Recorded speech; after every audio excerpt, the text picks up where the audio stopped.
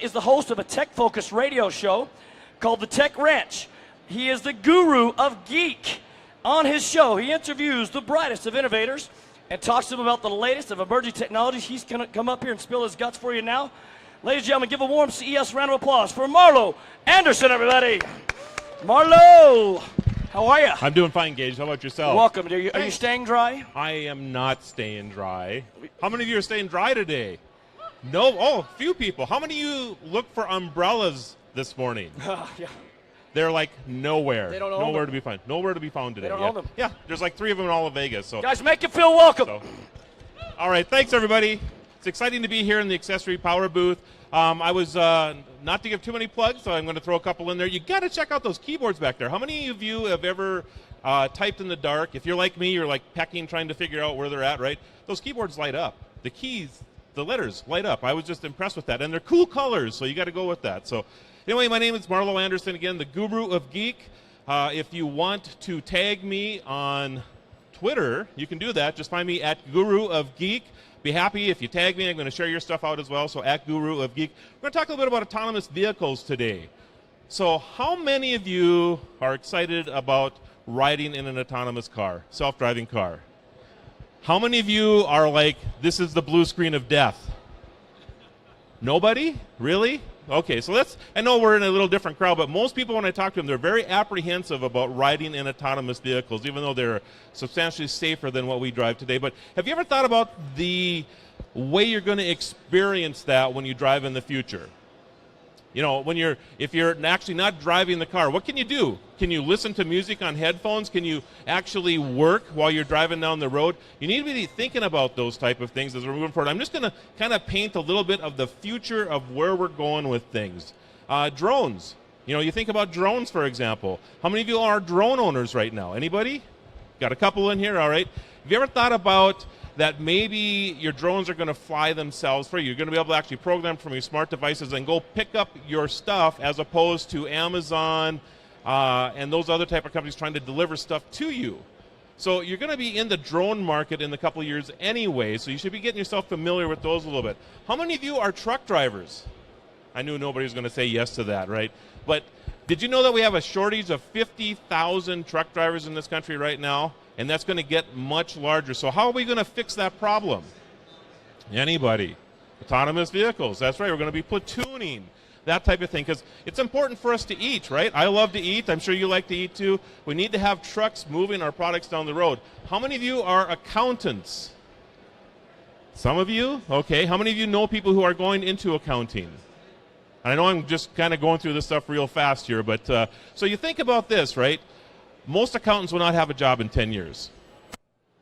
Most salespeople will not have a job in 10 years. Most people in the restaurant business will not have a job in 10 years because of the technology that you're seeing here today, right? Robots, artificial intelligence, all of those things are going to change the way we work, live, and play in the future, and it's significant.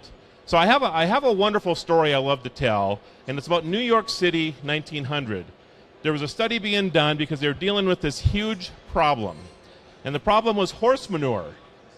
So they were trying to figure out how they were going to deal with all this horse manure that was being produced in New York City. Because in 1900, so the study came back from the study that was commissioned in 1900 and said by the year 1920 that we were going to be dealing with 3 times as much horse manure as we were in 1900. So the city geared up for that, spent millions of dollars, at that time was a big deal, built infrastructure dealing with horse manure. Well, as we all know, by 1920, the car was a big deal, and we weren't dealing with that problem. Now, I think we're in that same era right now. Now, of course, we're not dealing with the horse manure issue, but we are kind of moving into the age of the Jetsons, where we're going to have flying cars, autonomous vehicles, artificial intelligence. We're talking to our homes already. We're talking to our devices at work. All of this stuff is going on around us, and it's going to be a huge disruption as we move forward. And I talked to a lot of people that are very concerned about this because their jobs are going away, or at least they think their jobs are going away. But you can always, and again, I know I'm moving very fast, but this gentleman pulls out the smart device here, right? So we fast forward a little bit. 1973, when the first cell phone call was made, and it was by an engineer in Motorola, makes his first phone call from this, actually calls his competitor. I love that story, right? Tells him what he's calling from. But you think about that. That's one phone call disrupted hundreds of thousands of jobs, right? People who are in the telephony industry, landlines, are not, basically, a lot of them are not in business or they've transformed themselves. But you could make the argument that we've lost hundreds of thousands of jobs to create millions and millions of new jobs, right? So I think you have to keep an open mind as we move forward and just look at the future and know that, yeah, we're going to be disrupted in our jobs, but we're also going to have great opportunity as we move forward as well. So how am I doing for time, by the way? I'm keep going. All right, all right. So how about 3D printers? How many of you are fascinated with 3D printers? Got a couple in here, all right. Have you thought about what's possible with 3D printers? I mean, it's incredible, right? Absolutely incredible. I know right now we're printing like phone cases and drones and that type of thing, but we're going to be printing organs for our bodies in the future. We're going to be printing skin. I interviewed a gentleman not that long ago, a scientist in Norway, that actually printed an ear and put it on. And it wasn't one of these things that when you I asked him, did you take a DNA sample, and then he comes back 6 weeks later. It actually was one of these situations where they have a gelatinous gel that they put the DNA into. He actually came in that morning, they took DNA, they put it in this gel, and they printed the ear that afternoon. It's amazing what is going on. Nanobots are going to change the way we have, just like you see in Star Trek. These things are changing the way we look at medicine. And also, probably the most profound thing I can tell you about what's going to happen in the next couple of years is quantum computers. Anybody familiar with what's going on? Quantum computers. This is amazing. So I'm going to just break this down for you. Right now we measure our computers in bits or bytes, right? So quantum computers are qubits. Now, the laptop that you buy, in most basic terms, will run at about 10 to 20 qubits in speed. The fastest computer in the world runs at about 50 qubits. Now, when quantum computers come out in probably 3 years or so, there was an issue with absolute zero. Anybody have a room that's absolute zero? No. I guess they've surpassed that now, so they can actually run quantum computers at room temperature. So that's exciting, right? But when these quantum computers come out, the speed is, instead of 10 to 20 qubits, is going to be 1 million to 10 million qubits.